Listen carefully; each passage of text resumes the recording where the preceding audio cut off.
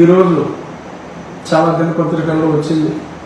అదేమిటంటే ఏదైతే supreme court April 24వ తారీఖు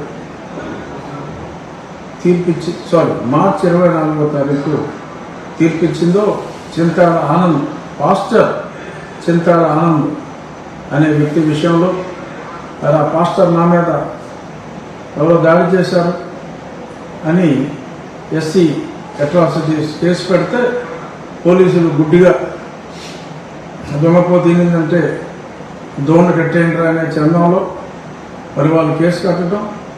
ఆ తర్వాత గత సంవత్సరం ఏప్రిల్ మాసంలో ఆంధ్రప్రదేశ్ హైకోర్టు చింతాల ఆనంద్ పాస్టర్లో ఎస్సీ సర్టిఫికెట్లు రిజర్వేషన్లు వర్తించవు అని చాలా స్పష్టంగా చెప్పటం, మరి దానికి చింతించిన చింతాల ఆనంద్ సుప్రీంకోర్టుకు వెళ్ళటం, సుప్రీంకోర్టు కూడా చాలా విస్పష్టమైన తీర్పు ఇవ్వటం జరిగింది. సరే, ఆ తర్వాత ఆటోమేటిక్గా అసలు హైకోర్టు తీర్పు వచ్చిన తర్వాతే, పాస్టర్ అని చెప్పిన తర్వాతే ఆ జిల్లా యంత్రాంగం మరి ఎందుకు కళ్ళు మూసుకుపోయిందో అర్థం కావటం లేదు. ఆ జిల్లా యంత్రాంగం, ద కలెక్టర్ ఈజ్ రెస్పాన్సిబుల్. బహుశా ఆ కలెక్టర్ గారు నాకు తెలియదు, ఆయన ఎవడో నాకు తెలియదు, ఆయన ఏ సర్టిఫికేట్తో కలెక్టర్ అయ్యాడో కూడా నాకు తెలియదు. ఇప్పుడు అనుమానాలు వస్తున్నాయి. ఖచ్చితంగా ఒకసారి హైకోర్టు చెప్పిన తర్వాత సుప్రీంకోర్టు తీర్పు వరకు వెయిట్ చేయవలసిన అవసరం లేదు. మరి వాళ్ళు కంపల్సరీగా అప్పుడే సర్టిఫికేట్ రద్దు చేయాలి హైకోర్టు చెప్పిన తర్వాత. మరి అయినప్పటికీ వెయిట్ చేశారు. సుప్రీంకోర్టు తీర్పు వచ్చింది, ఆ వెంటనే అయినా సరే చేయాలి. ఆ వెంటనే కూడా మరి ఆ బాపట్ల జిల్లా collector, I don't know who he is, but ఇంకా సర్టిఫికేట్ రద్దు చేయకుండా తాత్సారం చేయటం ఖచ్చితంగా it is contempt. He has to be arrested. సరే, కంటెంప్ట్ వేస్తే సరే మళ్ళీ న్యాయస్థానం ఇక్కడ అడిగినట్టున్నారు. అడిగితే మేము విచారణ చేస్తున్నామంటే మళ్ళీ ఏదో జూన్ మాసానికి, మేలో సెలవులు ఉన్నాయి కాబట్టి జూన్ మాసానికి పోస్ట్పోన్ చేసినట్టుగా చూసాం. It's wrong. ఒకసారి అత్యున్నత న్యాయస్థానం సుప్రీంకోర్టు పాస్టర్ అని చెప్పి అతను చెప్పిన తర్వాత పాస్టర్కి ఈ బెనిఫిట్స్ ఉండవు అని సుప్రీంకోర్టు చెప్పిన తర్వాత జిల్లా కలెక్టర్ ఎవరండి దాన్ని మళ్ళీ కమిటీ వేసి చూడటానికి? సుప్రీంకోర్టు తీర్పుని తప్పడానికి జిల్లా కలెక్టర్కి అధికారం ఉందా? పాస్టర్ అనే చెప్తూ పాస్టర్ అనే వేసి అతను కేసు ఫైల్ చేసి మరి అంత స్పష్టంగా కనపడతా ఉంటే కళ్ళు మూసిపోయింది అనుకుంటున్నారా ప్రభుత్వాన్ని? This is totally wrong. తక్షణం అతని సర్టిఫికేట్ని రద్దు చేయకపోతే action has to be initiated against that particular IAS officer who is the district collector who is heading. Joint collector లెవెల్లో కమిటీ, ఓకే, జాయింట్ కలెక్టర్ మీద కూడా యాక్షన్ తీసుకోవాలి. సుప్రీంకోర్టు పాస్ అని చెప్పిన తర్వాత ఇంకేంటే జాయింట్ కలెక్టర్ మీరు చేసేది అక్కడ ఏం చేస్తారు? So matter is very serious. ప్రభుత్వం కూడా ఇందులో ఇంటర్ఫియర్ అవ్వాలి తప్పకుండా. ఎందుకంటే రాజ్యాంగ ఉల్లంఘన ఇంత దారుణంగా జరుగుతూ ఉంటే మరి ఈ రకంగా కాలయాపన చేయటం అనేది అది కరెక్ట్ కాదు. ఇది చెప్పాలి అనే ఉద్దేశం మీద నేను మీ ముందుకు వచ్చాను. పనిలో పనిగా నిన్న కొంత క్లారిఫై చేశా. చూశాను ఆయన ఏదో ది న్యూస్ అంట, ఒక అతను డార్క్గా ఉంటాడు, అతని పేరు నాకు తెలియదు. సరే, రంగే ఉంది, నేను ఒకరు తెల్లగా ఉండొచ్చు, ఒకరు నల్లగా ఉండొచ్చు, కానీ గుర్తు కోసం చెప్తున్నా. The news. అలాగే వాడు ప్రొఫెసర్ రమేష్ అట, మరి అతనేం ప్రొఫెసర్ నాకు తెలియదు, బహుశా ఈజ్ క్రిస్టియన్ పర్హాప్స్, పక్కా క్రిస్టియన్, అందులో డౌట్ ఏం లేదు. అతను మాట్లాడే మాటలు అయినా కూడా ఏ మతమైనా సరే మాకు అనవసరం.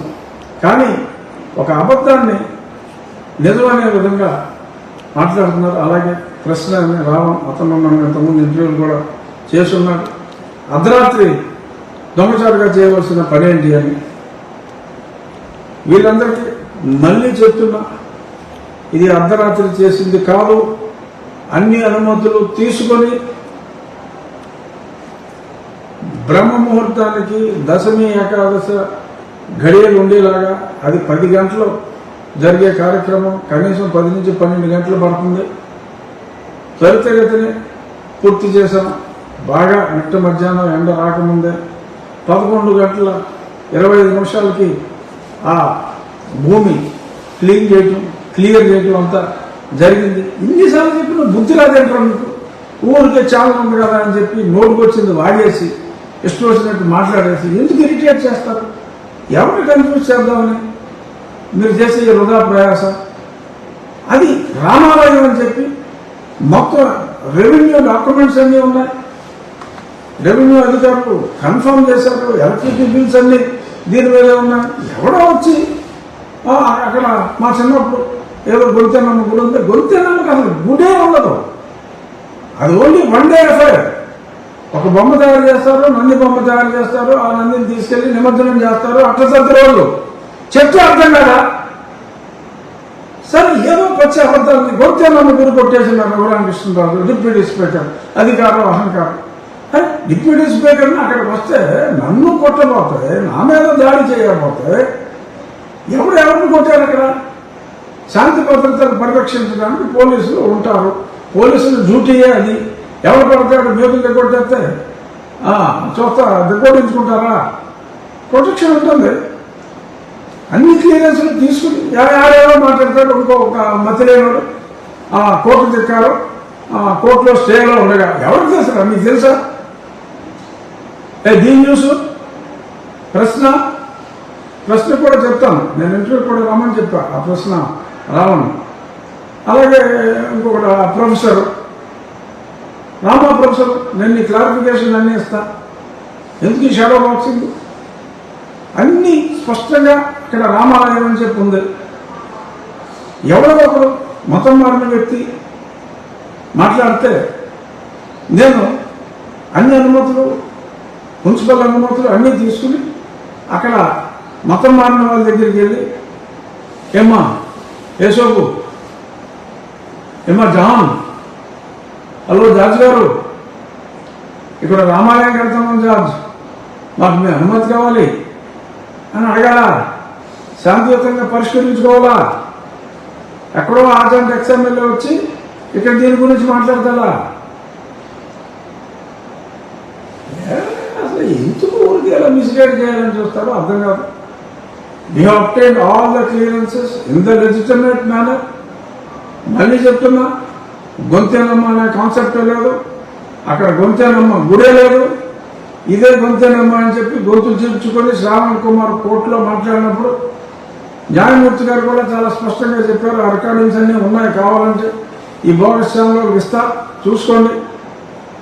చాలా స్పష్టంగా అదే అక్కడ డెవలప్డేటెడ్గా ఉండి చెత్తంతా అక్కడ వేసి టెంపుల్ ఉందని ఇప్పుడు మీరు వచ్చి మాట్లాడతారేంటి? It's in dilapidated condition. We have given, చెప్పాము అక్కడ ఏ అనుమతులు తీసుకోకుండా మేము ఎటువంటి పని చేయమని.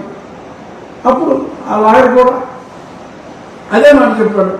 మేము అడిగేది కూడా అదే, అనుమతులు లేకుండా చేయడానికి వీల్లేదని. అని ఎందుకు మీ క్రిస్టియన్స్కి ఇప్పుడు దాకా ఎవరు ఎదురు చెప్పలా? మీరు తన్నితే తన్నించుకున్నారు. ఇంకా ఎన్నాళ్ళు అలాగా తన్నితే తన్నించుకుంటారా? తన్నించుకోవాలని మీ ఆశ. మీరు కేసులు పెడితే బెట్టింగ్ చేసుకోవాలా? పెట్టుకోండి, మీటింగ్లో పెట్టుకోండి. మేము దావం చేయము. మేము కోర్టు ద్వారానే వెళ్తాం, న్యాయస్థానం ద్వారానే వెళ్తాం. సుప్రీంకోర్టు తీర్పుని అనుసరించవలసిన బాధ్యత ప్రభుత్వం మీద ఉంది. రాజ్యాంగాన్ని అనుసరించవలసిన బాధ్యత ప్రభుత్వం మీద ఉంది. అదే ప్రభుత్వానికి గుర్తు చేస్తున్నాం. ఒక భక్తుడిగా గుర్తు చేస్తున్నా, ఒక హిందువుగా గుర్తు చేస్తున్నా. మా హిందువులకి, మా హిందూ దళిత సోదరులకు దక్కవలసిన ఫలితాలు మతం మారిన వారికి దక్కడానికి వీల్లేదు. క్రైస్తవం తీసుకున్న వారికి, ఇస్లాం తీసుకున్న వారికి దక్కడానికి వీల్లేదు అని సుస్పష్టంగా ఉన్న దాన్నే మేము చెప్పడం జరిగింది. కాదంటే కోర్టులో తెలుసుకోండి. కోర్టులో ఆల్రెడీ నిర్వర్థంగా చెప్పేసింది. రాజ్యాంగాన్ని మార్చుకోగలిగితే రాజ్యాంగం మార్చుకోండి, అంతవరకు మోసు కూర్చోండి. అంతేగాని ఇలాగ దాడులు చేయటం, లేని దేవాలయం ఉందని చెప్పడం, రెవెన్యూ వాళ్ళు అంత స్పష్టంగా చెప్పిన తర్వాత కూడా మరి దానికి మీరు ఒక్క భాష అని చెప్పి ప్రజల్లో ద్వేషభావాన్ని కలిగించాలని చూడటం అది సమంజసం కాదు. మళ్ళీ దానికి ఏదో అర్ధరాత్రి చేశారు, భయపడి అన్నారు. ఎందుకు భయం? ఏం చేస్తారని భయం? పోలీసుకి శాంతి భద్రతల సమస్య రాకుండా మేము అనుమతులు తీసుకున్నాము. ఈ రకంగా మేము ఇక్కడ సైట్ క్లియర్ చేస్తున్నాము. ఇది మా ముహూర్తం, ఇన్ని గంటల సమయం పడుతుంది. సో ఒక 12 గంటల పాటు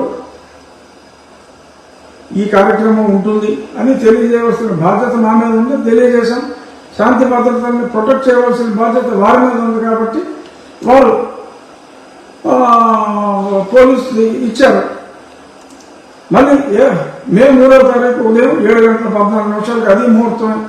సూర్యుడు తెల్లారగానే రఘురామకృష్ణరాజు అక్కడ పూజా కార్యక్రమం అంటే స్పెసిఫిక్ శంకుని మరి శంకుస్థాపన అంటే ఆ గుడి ఫిజికల్ వర్క్ మొదలు పెడతాం. స్థలానికి సంబంధించిన వర్క్ అంతా చేసాం. ఇప్పుడు టెంపుల్ ఫిజికల్ వర్క్ స్టార్ట్ చేస్తాం 7:14 ఈ ముహూర్తం 7:14 పెట్టాం. మళ్ళీ అది చేసిన తర్వాత ఉదయమే మళ్ళీ ఇలా చేసుకున్నారని చెప్పి మళ్ళీ మీరు మాట్లాడుకుంటారేమో. ఈ సోకాళ్ళు క్రీస్తు మేధావులు స్పెసిఫిక్గా అనవలసి వస్తుంది. అన్ని మతాలని సమానంగా గౌరవించే వాళ్ళం. కానీ మీరు విరుచుకు పడుతూ ఉంటే మా రావుల మీద, మా మతం మీద మీరు ఇలాగ విరుచుకు పడుతూ అబద్ధాలని ప్రచారం చేస్తూ దాడి చేస్తూ ఉంటే మమ్మల్ని మేము ప్రొటెక్ట్ చేసుకోవాల్సిన బాధ్యత కూడా ఉంది. ప్రజలకు నిజాలు తెలియాలి. మతం మారిన వాళ్ళు పెట్టి కేసులను పట్టించుకోవాల్సిన అవసరం లేదు అని తెలియచేయాలి. ఇదే కాదు, ఉద్యోగాలు వచ్చిన తర్వాత మరి చాలా మంది ఇప్పుడు దళిత క్రైస్తవుల హక్కుల కోసం, అసలు దళితుడు క్రైస్తవుడు కాకూడదు, 2 వేరు పదాలు, ఆ 2 పదాలని కలిపి మరి దళిత క్రైస్తవులు అని హక్కుల కోసం మాట్లాడుతున్న అధికారులు ఉన్నారు.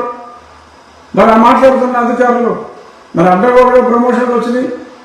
ఒకసారి ఉద్యోగం వచ్చిన తర్వాత ఎస్సీలకి రిజర్వేషన్ ఉంది, ప్రమోషన్లో కూడా రిజర్వేషన్ ఉంది, 15% ఉంది. కానీ మరి ఇలా ఈ రకంగా మతం మారిపోయి మరి అక్కడ కూడా నిజమైన ఎస్సీల హక్కులకి ప్రమోషన్లో కూడా మరి ఈ రకంగా మొత్తం మారి గండి కొడుతున్నారు.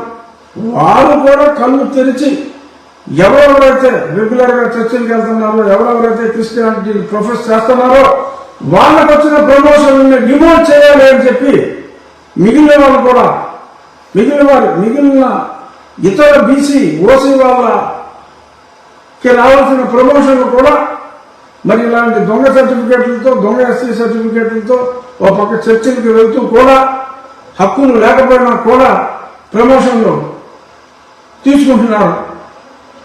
15% మంది, 15%లో కూడా నిజమైన హక్కుదారులు 2-3% ఉన్నారు. మిగిలిన వాళ్ళందరూ మతం మారారు. మతం మారిన మీరు అర్హత లేకుండా మరి 80% మంది ఉన్న 52% ఉన్న బీసీలు, ఇంకొక 20% సేపు ఉన్న ఓసీల ప్రమోషన్లన్నీ కూడా మీరు తీసేసుకుంటా ఉంటే వీళ్ళు గుడ్లపు నుంచి చూస్తూ కూర్చోవాలా? మీరు కూడా మేల్కోనండి. బీసీ ఓసీ సోదరులారా మీరు కూడా మేల్కోనండి.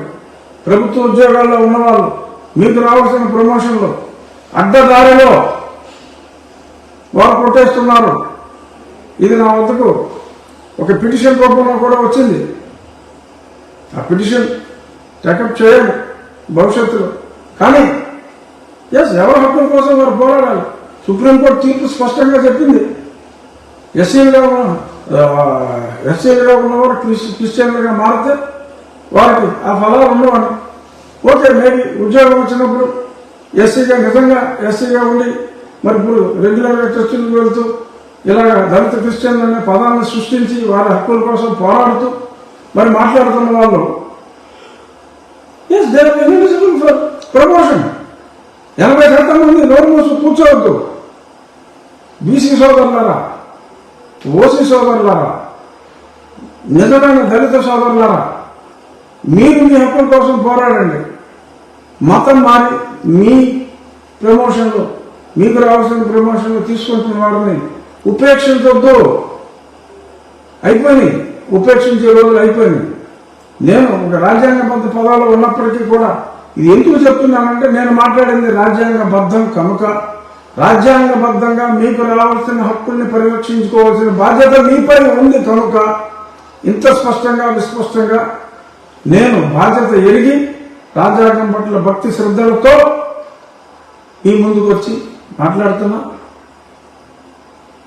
నోరు విప్పకపోతే ఈ దాడులు ఇలాగే జరుగుతున్నాయి. ఇక అన్ని అనుమతులు తీసుకుని మేము నిర్మాణానికి ముందుకు వెళ్తున్నాం. గొంతేనమ్మా దేవాలయం అక్కడ లేదు, రికార్డులన్నీ స్పష్టంగా ఉన్నాయి. సో కాబట్టి ఎవరైనా తమకి మేము ఇందాక చెప్పినట్టు జోసెఫ్ని, జాన్ని, జార్జ్ని అయ్యా మా రామాలయం కట్టుకుంటాం మీ అనుమతి ఇవ్వండి అని అడగవలసిన దుస్థితి లేదు, ఉండదు.